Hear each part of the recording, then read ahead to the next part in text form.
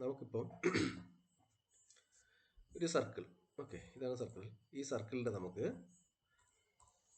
ഒന്ന് ഹൈലൈറ്റ് ചെയ്ത് കാണിക്കാം ഞാൻ. ഈ സർക്കിളിൻ്റെ ഐസോമെട്രിക് വ്യൂ നമ്മൾ വരയ്ക്കാൻ പോവാണ്. ഓക്കെ, അപ്പോൾ ഐസോമെട്രിക് വ്യൂ വരയ്ക്കുന്നതിന് മുന്നേ നമുക്ക് എന്ത് ചെയ്യണം? ഈ സർക്കിളിൻ്റെ ഡയമീറ്റർ 80 ആണ്. അപ്പോൾ എന്ത് ചെയ്യണം? ഈ സർക്കിളിന് ആദ്യം ഒരു സെയിം ഇതിൻ്റെ ഡയമീറ്റർ എത്ര ഉണ്ട്? 80 mm ഉണ്ടെങ്കിൽ 80 × 80 എന്നുള്ള ഒരു സ്ക്വയറിൻ്റെ അകത്ത് നമുക്ക് ആക്കണം. ഓക്കെ, എന്നിട്ട് എന്ത് ചെയ്യണം? അതിൻ്റെ മിഡ് പോയിന്റ്സ് എല്ലാം എടുക്കണം. 4 മിഡ് പോയിന്റ്സ് കൂടെ എടുക്കണം. 4 കോർണേഴ്സ് കൂടെ ഉണ്ട് ഈ സ്ക്വയറിന് 4 കോർണേഴ്സ് ഉണ്ട്. സർക്കിളിൻ്റെ 4 മിഡ് പോയിന്റ്സ് 90 ഡിഗ്രിയിലുള്ള 4 മിഡ് പോയിന്റ്സ് കൂടെ എടുക്കണം. ഓക്കെ, അതിപ്പോൾ ഞാൻ ഇവിടെ കാണിച്ചു തരാം എങ്ങനെയാണ്. എന്നിട്ട് അതിനൊരു നെയിമും കൂടെ നമുക്ക് കൊടുക്കാം. ഓക്കെ, ഈ ഓർത്തോഗ്രാഫിക് വ്യൂവിൽ തന്നെ നമുക്കൊരു നെയിമും കൂടെ കൊടുക്കാം. ഇതാണ്, ഇതേപോലെ നമുക്ക് നെയിമിങ് ചെയ്യാം. Okay, A B C D. Okay, 4 കോർണേഴ്സും, അതായത് സ്ക്വയറിൻ്റെ കോർണേഴ്സും. സർക്കിളിൻ്റെ ഇനി പോയിന്റ്സ് 1 2 3 4 മിഡ് പോയിന്റ്സ് ആണ്. ഓക്കെ, ഇതേപോലെ നമുക്ക് പോയിന്റ്സ് കൊടുക്കാം. എന്നിട്ട് എന്ത് ചെയ്യാം? ആദ്യം ഈ സ്ക്വയറിൻ്റെ ഐസോമെട്രിക് വ്യൂ വരയ്ക്കണം. അത് കഴിഞ്ഞിട്ട് നമുക്ക് സർക്കിളിൻ്റെ വരയ്ക്കാം. ഓക്കെ, 4 സെൻറ്റർ മെത്തേഡ് വെച്ചിട്ട് നമുക്ക് വരയ്ക്കാം. അതെങ്ങനെയാണെന്ന് നമുക്ക് നോക്കാം. ഓക്കെ, അപ്പോൾ ഫസ്റ്റ് നമുക്ക് ഈ എ ബി സി ഡി എന്നുള്ള സ്ക്വയറിൻ്റെ ഐസോമെട്രിക് വ്യൂ നമുക്ക് വരയ്ക്കാം. ഓക്കെ, അത് വരച്ച് വെച്ചിട്ടുണ്ട് ഞാൻ. ഇത് സ്ക്വയറിൻ്റെ നമ്മൾ സെയിം നമുക്കറിയാമല്ലോ, സ്ക്വയറിൻ്റെ 80 × 80 വെച്ചിട്ട് നമുക്ക് ഒരു ഐസോമെട്രിക് വ്യൂ വരച്ച് വെച്ചിട്ടുണ്ട്. 30 ഡിഗ്രി വെച്ചിട്ട് ഐസോമെട്രിക് ആക്സിസിൽ വെച്ചിട്ടുണ്ട്. അതിൻ്റെ കൂടെ തന്നെ ഇതിൻ്റെ മിഡ് പോയിന്റ്സും കൂടെ എടുത്ത് വെച്ചിട്ടുണ്ട് നമ്മൾ, അല്ലേ? ഈ മിഡ് പോയിന്റ്സ് കൂടെ വെച്ചിട്ടുള്ള ഒരു ഇമേജും കൂടെ ഞാൻ കാണിക്കാം. ഓക്കെ, അതെങ്ങനെയാണ് ചെയ്തിരിക്കുന്നത് എന്നുള്ളത്. അപ്പോൾ എങ്ങനെയൊക്കെയാണ് ആ പോയിന്റ്സ് വരുന്നത് നമുക്ക് ഇഷ്ടമുള്ള പോലെ ചെയ്യാം. ഓക്കെ, കുഴപ്പമില്ല. അപ്പോൾ എടുത്തപ്പോൾ ഇങ്ങനെയാണ് വന്നിരിക്കുന്നത്. എ, ഇവിടെ ബി, ഇവിടെ സി, ഇവിടെ ഡി. അതേപോലെ മിഡ് പോയിന്റ്സ് 1 2 3 4 എന്ന് പറഞ്ഞിട്ട് വന്നിട്ടുണ്ട്.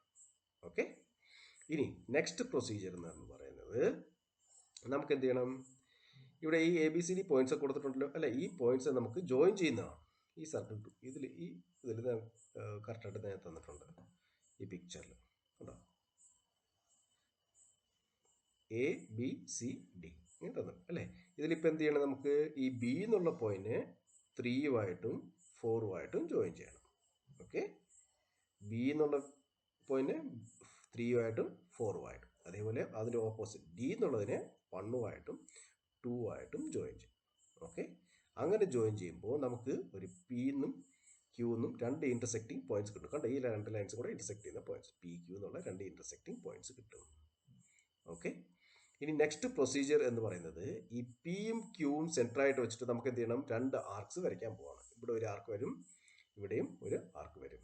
അതായത് പി സെൻറ്ററും ഇവിടെ കൊടുത്തിട്ടുണ്ട്. Now with P S centre and P4 radius. P സെൻറ്ററും പി തൊട്ട് P4 വരെ ഉള്ളത് റേഡിയസ്, ഇവിടം വരെ ഉള്ളത് റേഡിയസ്. അത് ഞാൻ തന്നെ ഇതിൽ കാണിച്ചുതരാം, സോഫ്റ്റ്വെയറിൽ ഞാൻ കാണിച്ചുതരാം. ഇതല്ലേ പോയിന്റ് പി, അല്ലേ?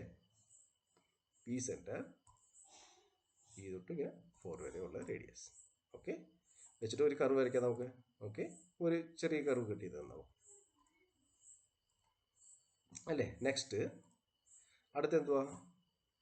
വിത്ത് Q S centre and Q3 S radius. Q സെൻറ്ററും Q3 അല്ലെങ്കിൽ Q2 രണ്ട് സെയിം ആണ്. Q3 S radius. Draw an arc. ഒരു ആർക്ക് വരയ്ക്കുമ്പോൾ അത് പോയിന്റ് 2-ൽ വന്നിട്ട് എന്ത് ചെയ്യും? ഇൻ്റർസെക്ട് ചെയ്യും. അങ്ങനെ ഒരു ആർക്ക് നമുക്ക് കിട്ടും. ഓക്കെ, അടുത്ത ക്യൂ എസ് സെൻറ്റർ, അടുത്ത ക്യൂ സെൻറ്റർ Q3, ഇവിടെ പോയിന്റ് 2-ൽ വന്നിട്ട് നമുക്ക് കിട്ടി, അല്ലേ? ഓക്കെ, ഇനി അടുത്ത് എന്ത് ചെയ്യണം? Next now B S centre. B സെൻറ്ററും ബി തൊട്ട് 4 വരെ ഈ ലൈൻ കണ്ടോ, ഇവിടെ വരെ ഇത്ര B4 എന്നുള്ളത് റേഡിയസ് ആയിട്ട് എടുത്തിട്ട് ഒരു ആർക്ക് വരയ്ക്കുമ്പോൾ അത് ഈ പോയിന്റ് 3-ൽ വന്നിട്ട് ഇൻ്റർസെക്റ്റ് ആകും. ഓക്കെ, അത് നമുക്ക് ചെയ്യാം. ബി സെൻറ്റർ ബി തൊട്ട് 4 വരെ കണ്ടോ, പെർഫെക്റ്റ് ആയിട്ട് കിട്ടി, അല്ലേ? ഇനി അടുത്തത് then with D S centre and D1S radius. എവിടെ പോയിന്റ്? ഡി സെൻറ്ററും D1S റേഡിയസ്, അല്ലേ? ഇത്ര ഡിസ്റ്റൻസ് റേഡിയസ് ആയിട്ട് എടുത്തിട്ട് ഇവിടെ ഒരു കർവ് വരയ്ക്കുവാണെങ്കിൽ നമുക്ക് 2-ൽ വന്നിട്ട് ഇൻ്റർസെക്ട് ചെയ്യും. അതുകൊണ്ട് നമുക്ക് ചെയ്യാം, ഇല്ലേ? ഓക്കെ,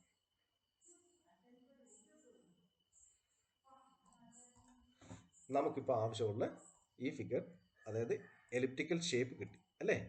അതായത് സർക്കിളിൻ്റെ ഐസോമെട്രിക് ഫിഗർ നമുക്കിപ്പോൾ എന്ത് കിട്ടി? നമുക്ക്